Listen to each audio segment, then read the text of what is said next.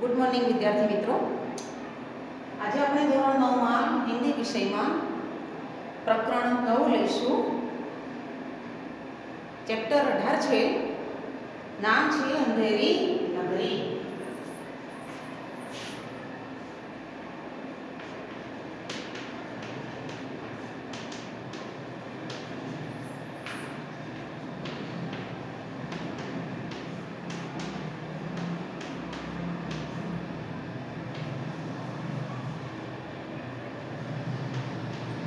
Lecture 1.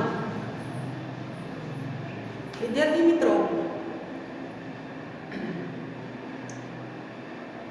उनके लेखक हैं भारतेंदु हरिश्चंद्र. भारतेंदु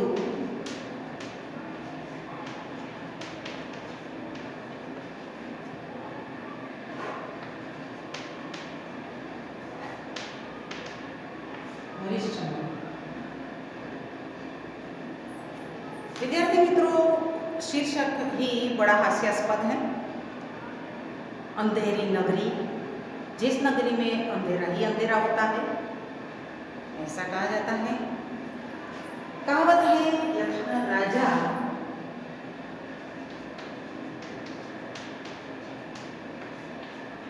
तथा प्रजा.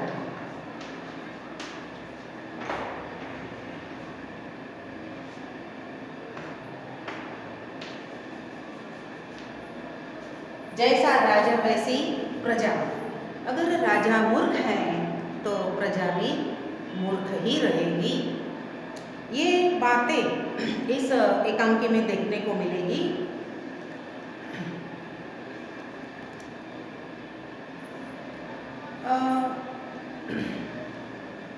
अगर राजा मूर्ख है तो प्रजा भी वैसी ही मिलेगी. जिस नगरी में सर्वत्र अज्ञान और अंधकार होता है, वह राजा ऐसा मूर्ख ही होता है. अनुशासन जहाँ नहीं है, जिस नगर में, जिस प्रदेश में, जिस देश में, वहाँ लोग विवेकहीन दिखते हैं. किसी से प्रेम, आत्मीयता का नामो निशान नहीं होता. अच्छे बुरे में कोई अंतर नहीं दिखता. सच और झूठ का ज्ञान भी नहीं होता. भाजी का मूल्य और खाजी का मूल्य, खाजा यानी एक मिठाई है, तो दोनों का मूल्य एक ही होता है, समान होता है, 1 टका. मतलब यथा राजा तथा प्रजा. इस कहावत के अनुसार राजा भी मूर्ख और प्रजा भी मूर्ख. ऐसे लोग अपनी मूर्खता के कारण अपने विनाश का ही कारण बन जाते हैं. इस अंधेरी नगरी में, इस एकांकी में लेखक पाठकों को इसी अविवेक की अज्ञानी वृत्ति से परिचित करवाते हैं और इनसे बचे रहने की अच्छी प्रेरणा देते हैं. काफ़ी पात्र हैं यहाँ पर. पात्र का परिचय देते जाएंगे. महंत यानी एक गुरु हैं, उसके 2 शिष्य हैं, नारायण दास और गोवर्धन दास. आपको पात्र याद रहने चाहिए, पात्र के नाम भी याद रहने चाहिए. चौपट राजा, अंधेरी नगरी के राजा है वो. बाद में काफ़ी लोगों का परिचय यहाँ मिलता है. कुंजड़िन है सब्जी वाली, हलवाई है, फरियादी है, कल्लू बनिया, कारीगर, चूने वाला, भिस्ती, कसाई, गडरिया, कोतवाल, सिपाही आदि पात्र से इस एकांकी को इतनी सुंदर बनाया है ताकि इस एकांकी के जरिए हम इसे समझकर विवेकी बने. पहला दृश्य है, शहर से बाहर का स्थान है. महंत जी और दोनों चेले, कौन? नारायण दास और गोवर्धन दास, दोनों चेले बातें कर रहे हैं. महंत ने क्या कहा? बच्चा नारायण दास, यह नगर तो बहुत ही दूर से सुंदर दिखाई देता है. देख, कुछ भिक्षा मिले तो भगवान को भोग लगे और क्या। नारायण दास ने भी गुरु जी से कहा, नगर तो बहुत ही सुंदर है, पर भिक्षा भी सुंदर मिले तो और बड़ा आनंद आएगा। महंत ने बोला, बच्चा गोवर्धन दास तो पश्चिम की ओर जा और नारायण दास पूर्व की ओर जाएगा। अपने दोनों शिष्यों को अलग अलग दिशाओं में उस नगर में भेज देते हैं। कौन भेजते हैं? उनके गुरु महंत जी। गोवर्धन दास भी चले जाते हैं, नारायण दास भी चले जाते हैं अपने गुरु के कहने पर। गोवर्धन दास जी कुंजड़ी से मिलते हैं, सब्जी वाली से, और सब्जी वाली से सब्जी का भाव पूछते हैं। क्यों बाजी, क्या भाव है? कुंजड़ी ने बोली, बाबा जी टके से 1 टका। गोवर्धन दास ने बोला, सब बाबाजी टके से? वाह वाह, बड़ा आनंद है, यहाँ सभी चीजें टके से। फिर वह हलवाई के पास जाता है, मिठाई वाले के पास। क्यों भाई, मिठाई क्या भाव है? हलवाई ने भी वही कहा, टके से। गोवर्धन दास तो चकित रह गया, वाह वाह, बड़ा आनंद है, सब टके से क्यों? बच्चा, इस नगरी का नाम क्या है? गोवर्धन दास ने हलवाई से पूछा कि इस नगरी का नाम क्या है, जहाँ भाजी और मिठाई एक ही भाव से मिलते हैं। हलवाई ने कहा, अंधेरी नगरी। क्या नाम था नगरी का? अंधेरी नगरी। गोवर्धन दास बोला, और राजा का नाम क्या है? हलवाई ने कहा, राजा का नाम चौपट राजा। चौपट यानी नष्ट करने वाला राजा। गोवर्धन बोला, वाह वाह, ये तो बड़ा खुश हो गया। अंधेरी नगरी, चौपट राजा, टके सेर भाजी, टके सेर खाजा। गोवर्धन दास जो महंत का शिष्य था, ये तो खुश हो गया क्योंकि हलवाई और सब्जी टके सेर मिल रही थी, इसीलिए यहाँ रहना उसे अच्छा लगा। हलवाई ने कहा, तो बाबा जी कुछ लेना हो तो ले ले। गोवर्धन दास बोला, बच्चा भिक्षा मांग कर 7 पैसे लाया हूँ, 3.5 सेर मिठाई दे दे। कितनी मांगी मिठाई गोवर्धन दास ने? 3.5 सेर। वो शेर है जो माप है, अभी 250, 100 ग्राम, 50 ग्राम, 250, 500 किलो के भाव से या इनके हिसाब से हम मांगते हैं सब चीज़ें, पर वहाँ उस समय ये सेर चलता था। महंत और नारायण दास एक ओर से आते हैं, दूसरी ओर से गोवर्धन दास आता है।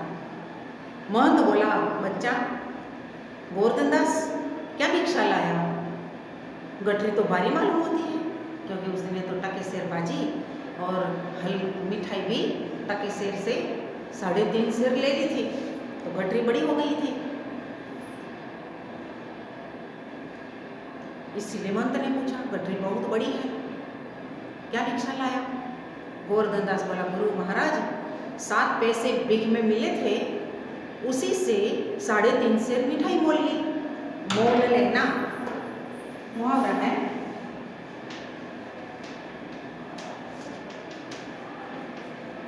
मोलना खरीदना।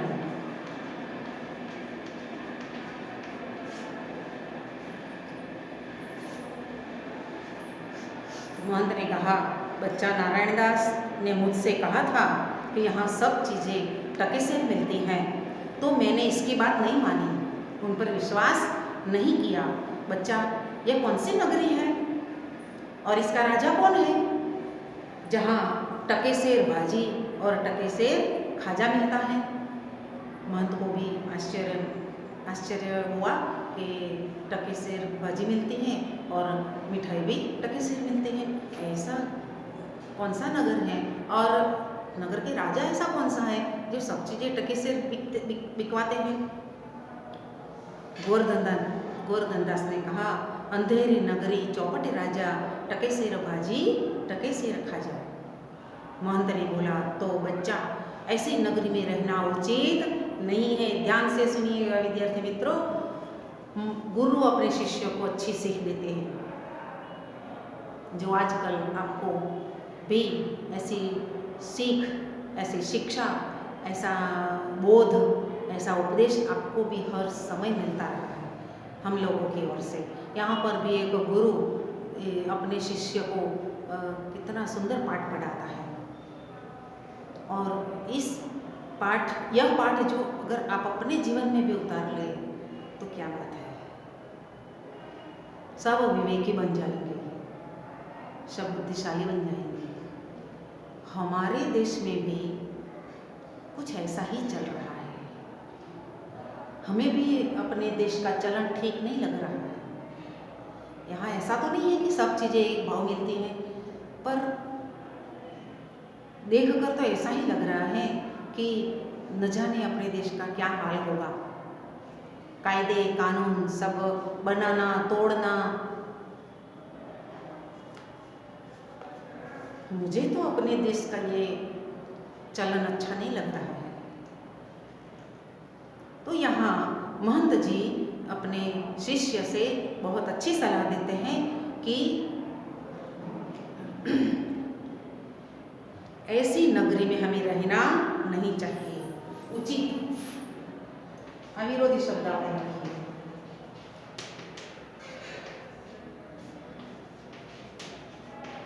उचित નો વિરોધી છે અનુચિત,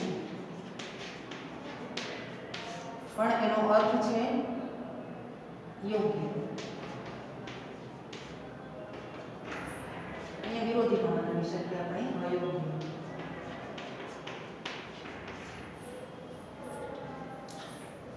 तो गोवर्धन दास से महंत ने क्या शिक्षा दी कि ऐसी नगरी में हमें रहना नहीं चाहिए जहाँ टके सेर बाजी और टके सेर खजा मिलता हो या बिकता हो। मैं तो इस नगर में एक क्षण भी नहीं रहूँगा। इसे कहते हैं सच्चा इंसान, सच्चा मनुष्य, विवेकी, बुद्धिशाली, जिसमें दूसरों को भी अच्छाई के रास्ते पर ले जाने का महत्व है। गोवर्धन दास ने क्या कहा फिर गुरुजी से? गुरुजी ने तो इनकार कर दिया कि ऐसी नगरी में मैं रहना उचित नहीं है। गुरुजी से गोवर्धन दास ने क्या कहा? गुरुजी, मैं तो इस नगर को छोड़कर नहीं जाऊंगा। देखते हो ना ये शिष्य कैसे हैं, गुरु की बात को अपने जीवन में नहीं लाते। गुरु ने कहा यहाँ रहना उचित नहीं है, पर शिष्य को ये नगरी अच्छी लग रही है क्योंकि सभी एक टके के भाव से सब चीज़ें मिलती है ना, तो उसे यहाँ अच्छा लगता है। अगर आप भी गोवर्धन दास जैसे हैं तो आप भी गोवर्धन दास जैसे मुश्किल में पड़ ही जाएंगे। आगे आगे देखिए क्या होता है। तो गोवर्धन दास ने गुरुजी से कह दिया कि मैं इस नगर को नहीं छोड़ूंगा और जगह दिन भर मांगो तो भी पेट नहीं भरता, मैं तो यहीं रहूँगा। गोवर्धन दास को यह नगर अच्छा लगा क्योंकि उसे तो भरपेट खाना था। यहाँ पर सब सस्ता मिलता है, तो उसने सोचा कि मैं तो यहाँ ही रहूँगा। मतलब गुरुजी की बात उसने नहीं मानी। महंत ने बोला, देख मेरी बात मान, नहीं तो पीछे पछताएगा। गुरुजी हमेशा अच्छा रास्ता दिखाते हैं। यहाँ पर भी गुरुजी ने अच्छा ही रास्ता दिखाया, पर गोवर्धन दास ने नहीं माना। उसकी बात न मानने से उनके जीवन में क्या मुसीबत आएगी वे तो देखेंगे। मैं तो जाता हूँ, पर इतना कह ही जाता हूँ कि कभी संकट पड़े तो मुझे याद करना। क्या कहा गुरुजी ने? कभी संकट पड़े तो मुझे याद करना। फिर ये ऐसा कहते ही महंत चले गए। विद्यार्थी मित्रों, बहुत ही अच्छी एकांकी है। नाट्य स्वरूप में हमें यहाँ जो एकांकी मिली है वो एकांकी हमें भी अच्छा सबक देती है। वे इस एकांकी से हमें भी समझ में आता है कि गुरु बिना ज्ञान नहीं। जहाँ पर ज्ञान होता है वहाँ पर हमें मौजूद रहना चाहिए, जहाँ पर ज्ञान नहीं होता है वहाँ पर हमें नहीं रहना चाहिए, क्योंकि वहाँ के लोग अज्ञानी और अविवेकी असभ्य व्यक्ति होते हैं। जहाँ पर गुरु हमें सच्चा ज्ञान देते हैं वही सच्चा रास्ता होता है जो हमें अच्छाई के रास्ते पर ले जाते हैं, परमात्मा तक पहुंचाते हैं और उनके सुंदर बोध से हमें जीवन में अच्छी प्रेरणा मिलती है। अब दूसरा दृश्य हम दूसरे लेक्चर में देखेंगे। नमस्कार।